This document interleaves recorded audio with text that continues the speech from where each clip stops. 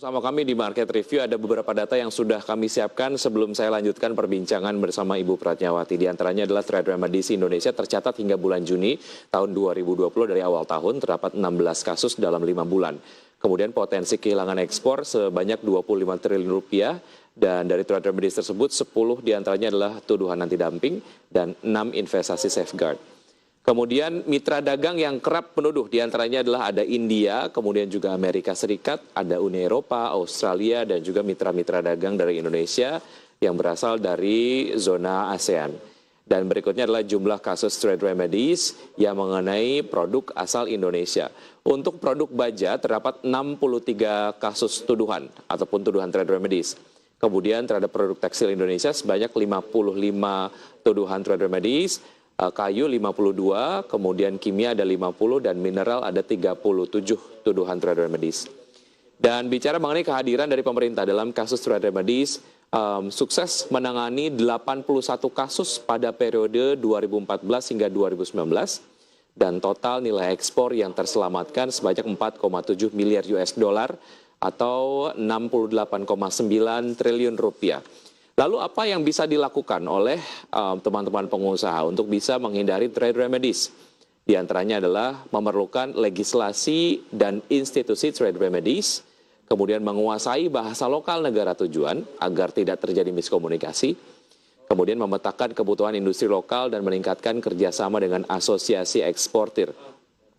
Saya lanjutkan perbincangan bersama Ibu Pratnyawati. Bicara mengenai apa yang tadi sudah sempat kita bahas sedikit mengenai tuduhan yang menyimpulkan lah ya CPO dari Indonesia tidak ramah lingkungan lah, sehingga kemudian beberapa negara di zona Eropa memutuskan untuk tidak mengimpor produk-produk CPO dari Indonesia. Apakah ini masuk ke dalam trade remedies? Jikapun tidak, apakah lobbynya berbeda, Bu Pratnya?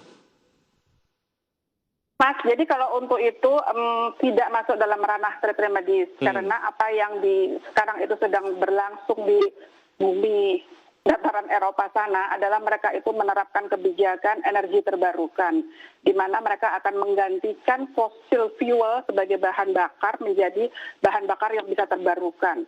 Namun demikian, mereka itu membatasi importasi bahan baku non-fuel, non-fossil fuel ya, yang dari bahan baku pangan dan pakan itu di dalamnya itu mereka membuat ketentuan sedemikian rupa sehingga yang dihambat masuk itu hanyalah palm oil begitu. Karena palm oil atau kelapa sawit kita itu dianggap sebagai high indirect land use change. Artinya kita itu menanam pohon atau menanam kelapa sawit, perkebunan kelapa sawit itu kita tuh mengambil lahan yang seyogianya digunakan untuk lahan pertanian. Seperti itu. Jadi itu antara lain ada unsur deforestasi di sana tuduhannya, sustainability, kita menanam di atas lahan gambut, melepaskan emisi gas CO2 yang sangat besar, sehingga menyebabkan global warming, climate change, dan lain sebagainya. Untuk itu, karena ketentuan mereka itu berlaku untuk 27 negara Eropa, artinya 27 negara Eropa itu juga tidak terinsentif nantinya untuk melakukan importasi CPO sebagai bahan bakar mereka, kita menggugat kebijakan yang namanya Renewable Energy Directive tersebut. Karena itu kita anggap bersifat diskriminatif terhadap produk palm oil. Bukan hanya dari Indonesia, tapi juga dari negara lain yang memproduksi palm oil. Baik, Bu Pratnyawati, yang diperlukan oleh eksportir ataupun mungkin pengusaha agar terhindar dari trade remedies adalah perlu adanya legislasi dan institusi trade remedies. Sejauh mana ini menjadi sebuah mekanisme yang sudah kita miliki dan memiliki tingkat efektivitas yang baik jika sebuah kasus trade remedies terjadi? Ini artinya kita ya, untuk otoritas kita ya, untuk trade remedy. Kita sudah memiliki semua negara anggota WTO sebelum mereka melakukan atau mengaplikasikan instrumen trade remedy harus memiliki perangkat hukumnya. Jadi kita sudah punya otoritasnya untuk dumping, untuk investigasi dumping, barang impor yang mengandung harga dumping, artinya impor ke Indonesia, itu dilaksanakan oleh Komite Anti Dumping Indonesia. Kalau misalnya ada lonjakan impor atau banjir impor dari semua negara global, mancanegara ke Indonesia, maka nanti yang akan berperan untuk melakukan investigasi safeguard adalah Komite Pengamanan Perdagangan Indonesia, KPPI, seperti itu. Baik, ya untuk mencegah adanya tuduhan trade remedies lah, apa yang dilakukan oleh pemerintah dan juga pengusaha lah, edukasi-edukasi ataupun mungkin sosialisasi agar ini tidak kemudian dituduhkan lah kepada Indonesia. Ya.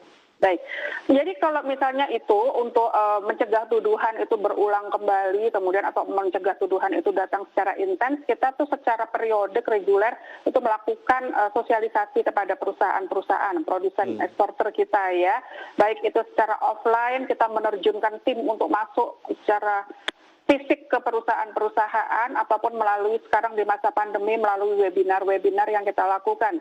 Jadi kita selalu sharing, di tahun ini kita sudah 4 kali sharing dan mungkin akan masuk sharing yang kelima nanti di bulan depan.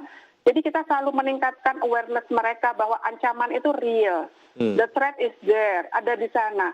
Apalagi kalau perusahaan-perusahaan itu mengekspor barang di mana negara tersebut, negara yang menjadi target ekspor itu juga memproduksi barang serupa. Nomor satu itu, memproduksi barang serupa. Ada industri kompetitor di sana yang terganggu dengan adanya impor dari Indonesia dengan harga yang lebih kompetitif. Nomor dua, harus dilihat kalau pangsa ekspornya atau impor negara tersebut dari Indonesia itu sudah mendekati 3%, hati-hati. Pangsa impor itu dibandingkan ya, impor dari Indonesia dibandingkan impor dari dunia untuk satu produk A, itu sudah mendekati 3%, hati-hati. Karena kalau di bawah 3%, dia bisa negligible, dianggap tidak negligible itu tidak berarti tidak terlampau signifikan untuk menyebabkan injury di industri barang serupa di domestik. Tapi kalau udah lewat dari 3%, kena dia, kena investigasi. Jadi batas 3% itu harus diwaspadai oleh si produsen eksporter secara nasional, tapi ya datanya ya. Baik. Seperti itu. Ya, Kami juga meningkatkan skill mereka untuk mengisi kuesioner yang baik dan benar supaya tidak dikenakan tuduhan ataupun tidak terbukti tuduhan dumping tersebut. Kita juga menerjunkan tim untuk advokasi mengenai pengisian kuesioner. Ya, nampaknya waktu 30 menit tidak cukup untuk membahas ini semua, tapi kemudian waktunya sangat terbatas. Bu Pratnyawati, terima kasih sudah bergabung bersama kami di Market Review dan sudah memberikan penjelasan yang sangat-sangat komprehensif. Ini kemudian menjadi satu pengetahuan yang betul-betul mencerahkan lah. Terima kasih Bu Pratnyawati, sukses selalu, sehat selalu, sampai jumpa. Terima kasih, salam sehat, sampai jumpa. Salam sehat selalu, dan pemirsa tetap di Market Review saja, kami akan segera kembali.